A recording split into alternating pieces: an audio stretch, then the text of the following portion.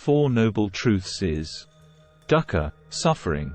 The first noble truth is the recognition that all existence is characterized by dukkha, which is a broad term that encompasses various forms of suffering, including physical and emotional pain, illness, aging, death, separation from loved ones, and the underlying sense of dissatisfaction and unease that accompanies human existence. According to Buddhism, the reason why we experience dukkha is because we are trapped in the cycle of samsara, which is the endless cycle of birth, death, and rebirth. Samadaya, cause of suffering.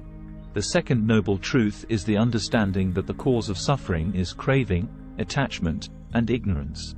Craving refers to the desire for pleasure, possessions, and recognition. Attachment refers to the clinging to these desires, which causes suffering when we inevitably lose what we desire or fail to attain it. Ignorance refers to the failure to recognize the true nature of reality and the impermanence of all things. Nirodha, cessation of suffering. The third noble truth is the recognition that it is possible to end suffering by letting go of craving and attachment, and by cultivating wisdom and compassion. This can be achieved through the practice of the Noble Eightfold Path, which is a set of ethical and meditative practices that are designed to help individuals overcome their attachment and ignorance and attain enlightenment.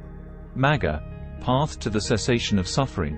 The fourth noble truth is the path to the cessation of suffering, which consists of the Eightfold Path.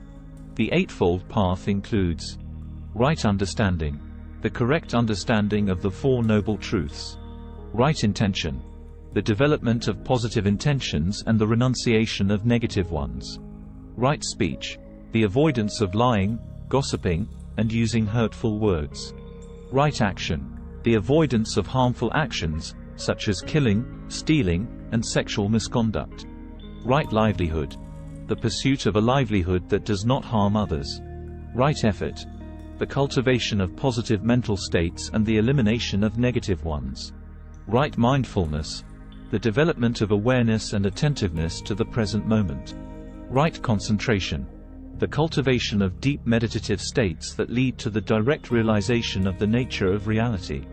By following the Eightfold Path, one can attain enlightenment and end the cycle of suffering.